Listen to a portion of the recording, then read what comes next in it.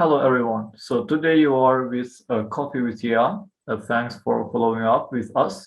And today I am with you, Visar Kukaqi, a YEA from Kosovo, YEA from New Generation. And today, as a guest, I have a superhero. I like to call a superhero. He is Bind Skeja from Pristina, from a beautiful capital city of Kosovo. Why I call him a superhero? Because he is a very activist, very active on mental health file, and he founded a line phone for suicide to help people to save life. Ben is also uh, uh, executive director of NGO, which he will explain us. He will tell us who he is and what he does. Ben, welcome, and thank you so much for being part of Coffee with YEA. Thank you, Visar. Thank you for the invitation. Love to take part in the podcast. I'm Bind Skeja. I am the executive director of NGO Qendra për Informim dhe Përmirësim Social, which is the Center for Social Information and Improvement. And we primarily deal with mental health. Specifically, we manage Linja, Jetës, Lifeline in English, which is the only suicide prevention hotline in Kosovo at the moment. We've established Linja Jetës since November 2019, and we continue to manage it and expand it as much as we can till we can reach full 24/7 functionality. So mental health lately it has been pointed out, and it's a very sensitive topic, which I love the activists in Europe and also in Western Balkans, the activists are advocating for. But so since you open and you started the idea of a phone line about suicide, so what does mental health mean to you? And what made you to decide to advocate for mental health and until you came to the idea of a phone line? So mental health is the capacity for an individual to go through day-to-day activities, to be a productive member of society in the face of stressful situations, of anxiety, and of other sorts of challenges that can face them, not necessarily physically, but also mentally. If a person is struggling with depression, if their anxiety is out of control, if they have trouble getting out of bed, those are all mental health issues, and those are areas that we're specifically looking to tackle. We're trying to help people find the necessary motivation to deal with these problems and give them the right tools to face them head on, so that they're not just swimming against the current, but so they actually know how to get out of the bed every morning, how to go out and how to lead fulfilling lives. What got us into this field is when I was doing my bachelor's in psychology in the University of York. After for my third year, I was looking into what I'm going to do after I finished the degree, and I was looking at different fields. I wasn't sure where exactly to specify myself in, and when I was looking for numbers on suicide, I found that we were lacking a suicide prevention hotline in Kosovo, which is something that's very common in other countries. Like the United States has more than one for every state. The UK has a couple. There's Samaritans. There's different NGOs that give that service. There's even specialized mental health services that are given through the phone for certain demographics, certain topics, but none of that was available in Kosovo during that time. And seeing this gap, I thought, if no one developed it till now, then there's probably a reason for that.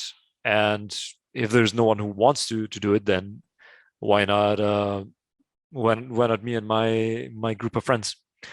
And we started this idea. We developed chips, our NGO, and for the next 4 years, so 2016 when it was established, we were fighting to get this idea started, to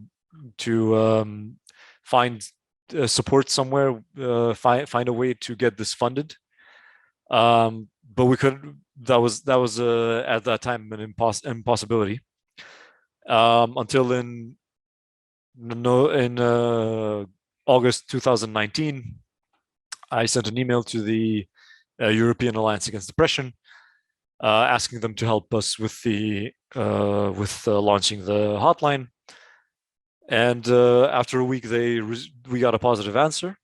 And even though we didn't get any funding for that, we had trainers who were ready to come in for free of charge, without any financial expenses from our side, and to help us with establishing the hotline. They also contacted the Netherlands hotline, 113, and they gave a 4-day training in the Hifzi Suleimani Biblioteca in Pristina, where our entire staff took part, and where the first steps were made to establish Linja.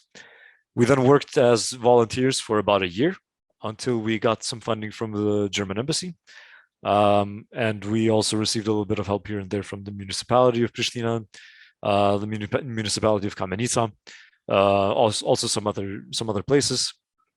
That still didn't save us that didn't save us completely from our financial woes, but it did help us get a bigger start. And although we began in November 2019 with only 2, 3, or 4 hours of functionality, we now cover 16 hours of the day. We have a team of 60 and counting volunteers and psychologists who are working day to day to help people who have thoughts of suicide. Yeah, all of this is amazing work, because I follow up the work of Linja, or if I can say in English, Lifeline. I follow in social media, and it's amazing work. I hope one day maybe I can be part of the team of the volunteer. And so it's another issue here in Western Balkans, but also in Kosovo.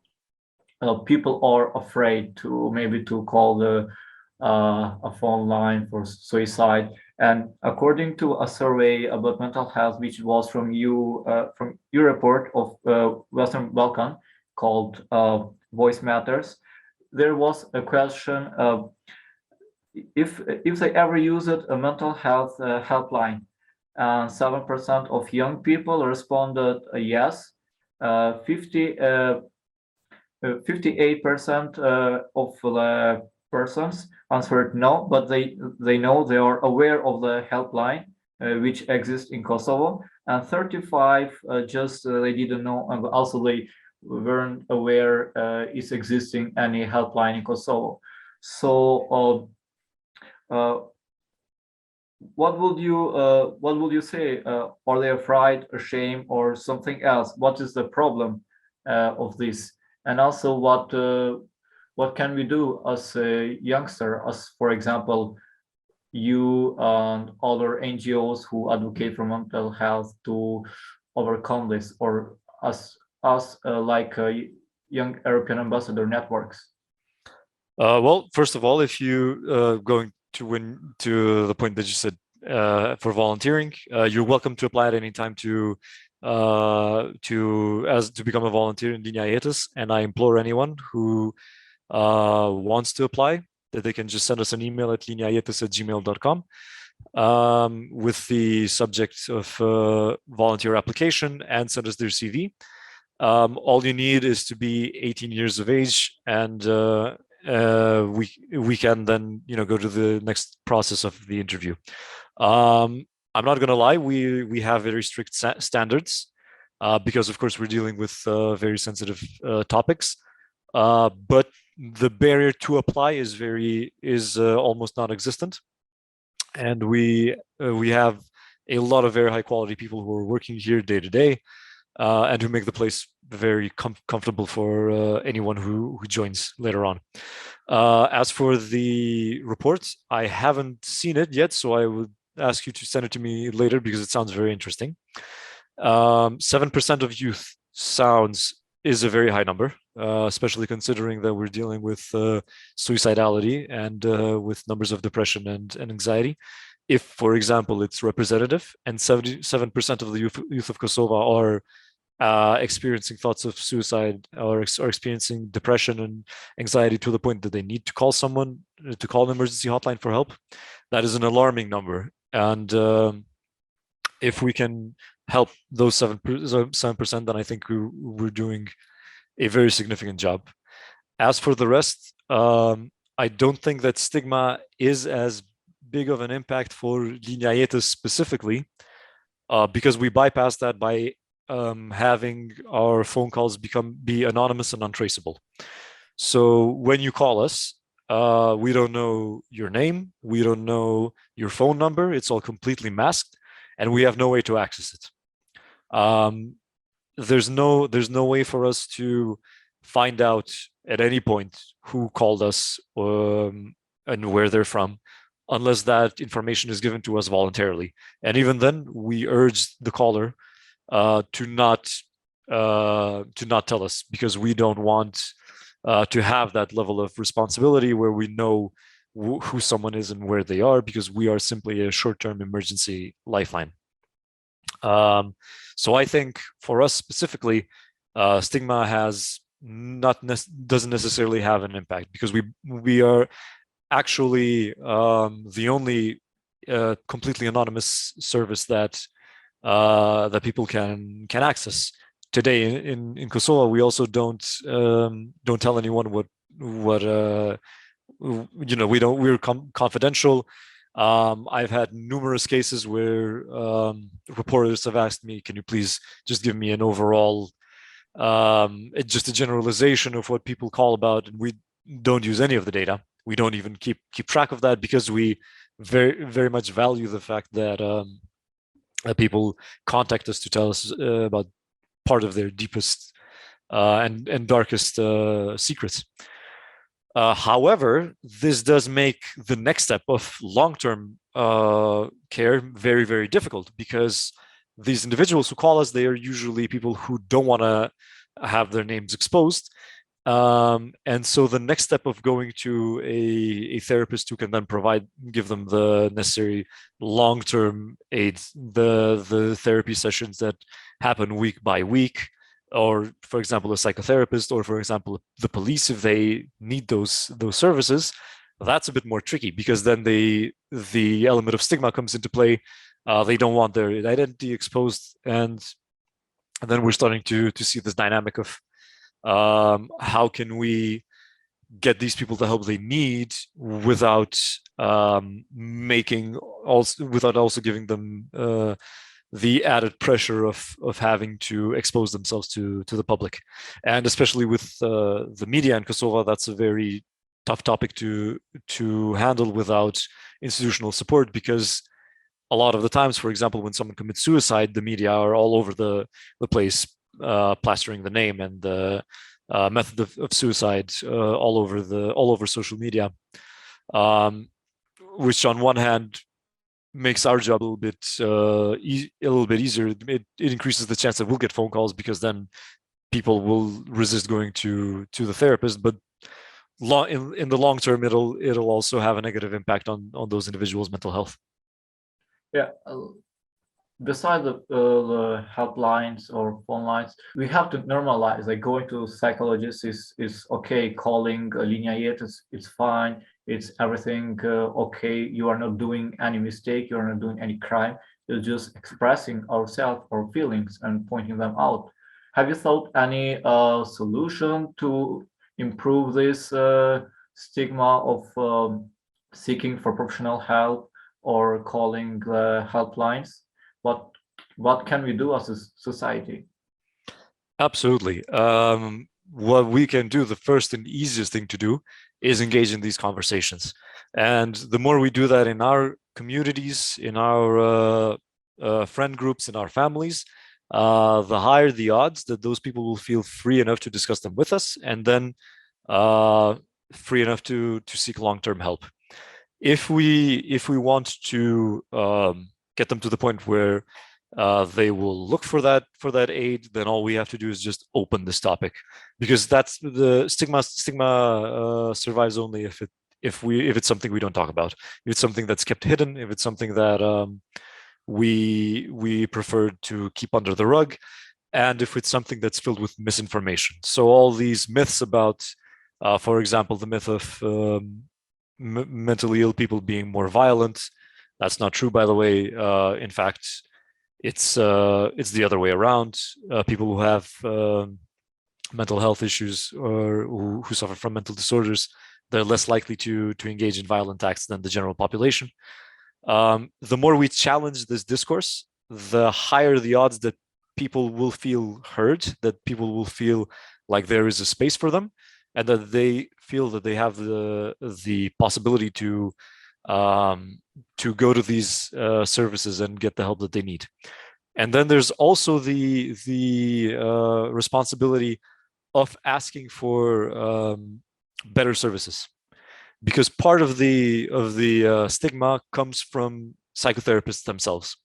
For example, in schools, where very often the first exposure that individuals have to a psychologist is in those areas. We found in a qualitative study that we've done that a lot of the stigmatization comes from inside those walls, because the psychologists there, they don't take their job seriously, or they contribute themselves to the stigma by giving a negative picture of how psychotherapy works, and then that individual carries it with them for the rest of their life and develops a sort of skepticism towards mental health and therapy and therapists in general.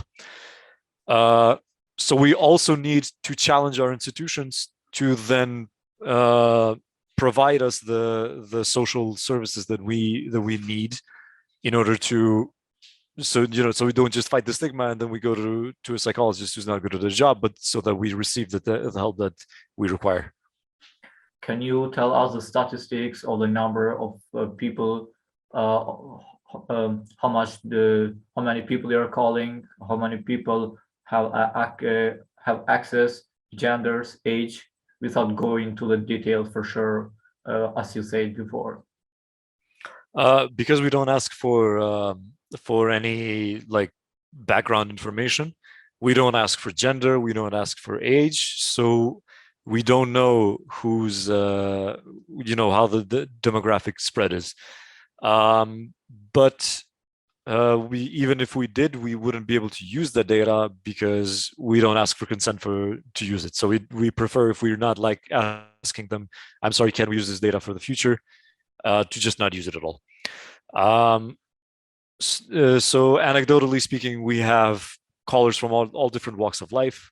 Some are young, some are old. But I just can't give you a definite answer because we don't collect that. And as for the quantity of calls we've had, it depends on the time of year, it depends on the time of day, it depends on whether we've had a marketing plan going on at that time, whether we've had enough money to develop that, or if we've been on television, or it depends on the exposure as well. Just because even if people are aware that we exist, sometimes they just need a reminder. It's why Coca-Cola still has adverts everywhere. People need to be reminded that this exists. And especially in today's society, where we're all fighting for people's attention, it's especially important for us to have a space out there for individuals who have suicidal thoughts, to remind them that we're here, we're ready to listen to you whenever you're ready to call us. But we've had, I think, over 7,000 calls so far since we've been founded, and those calls are steadily increasing day by day. what do you think are the factors that have a negative impact to young age to in adolescence to people?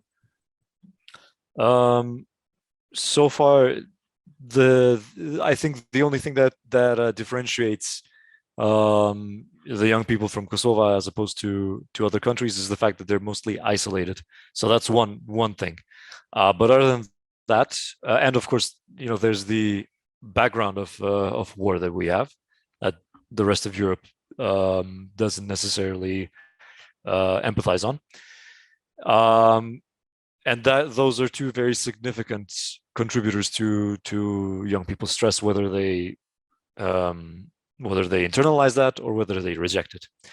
But other than that, young people in Kosovo and adolescents, they have the same struggles. They struggle with school. They struggle with their personal relationships. They struggle with their families. But the defining factor for those who then develop suicidal thoughts or those who develop depression, the one thing that connects these individuals is the fact that they don't have support systems. So you can have two people who are in the exact same situation, same social structure, same background. One of them develops suicidal thoughts and the other doesn't, because one of them has the support system and the other one lacks it. And the support system can take on many forms. It can be from their family, from their friends. It can be in the form of services. But it's important that it exists. And a lot of people don't have that today. A lot of people can't talk to their families because of the stigma. A lot of people can't talk to their friends because of the stigma. A lot of people can't engage in services either because of stigma or because it doesn't exist. For example, in villages or in cities outside of the big seven in Kosovo, if you want to go to a therapist, you have to get in your car, drive all the way over there, set an appointment, and that's just not feasible for a large part of the population who are living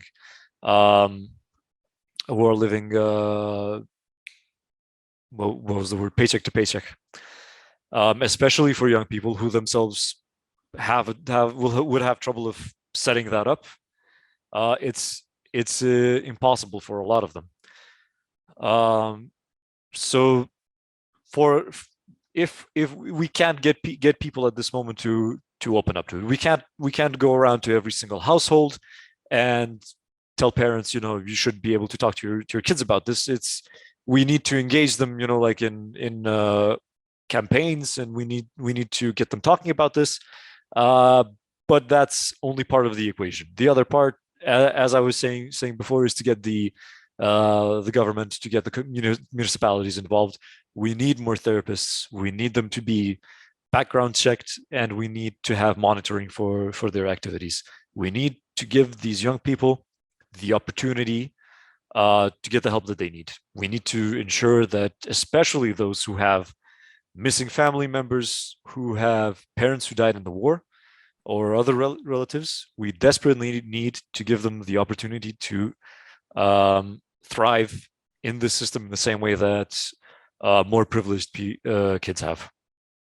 Slowly, we are going to the end of the conversation, but for sure, also, according to the children, we still talk about that, mostly the girls, the young girls, age like maybe between 13 till, I don't know, 16, they have they are most bullying and cyberbullying, and because according to the World Health Organization, they made some surveys and some analysis which says it's very they are very exposed to less cyberbullying. And how you see the situation in Western Balkan and also in Kosovo, because we have a lot of comments maybe from their friends, from, I don't know, they some older men who try with fake accounts to cyberbullying them, and it's have very huge impact on mental health. bullying isn't my strong suit. It's not an area that I'm particularly knowledgeable about. So I would take everything I say with a grain of salt. It is prevalent in the Western Balkans as it is everywhere else. And we also haven't had an ability, we haven't had like the capacity to deal with it like we should.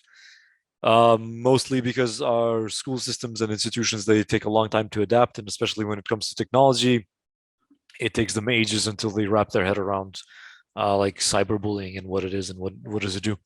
One thing I found that is very interesting in today's generations is that they're very acutely aware of what bullying is, and they're aware of who bullies who does what, and it's kind of like seen as this not necessarily normalized activity, but like something that just happens. He's the school bully. He bullies these kids, and that's just the way things are. It's not good, but it's there. I don't know how anything more than I can say about that. I also don't want to say something that may be incorrect. So I would just urge to maybe contact psychologists who are working in the field, maybe school psychologists, and then maybe various ministries of education, just to get a better picture of it. But there's a pretty good chance that it has been neglected. Okay, so we are now to the end of the podcast, which is a sad moment because it was a very it was an important topic. We addressed an important issue such as mental health. And do you have anything to address as a message to our peers, to our generation around the Western Balkan? Well, first, I just want to inform anyone who's listening from Kosovo that they can call Linja Jetës at any day from 10 in the morning to 2 a.m. at night. Our number is 0800-12345.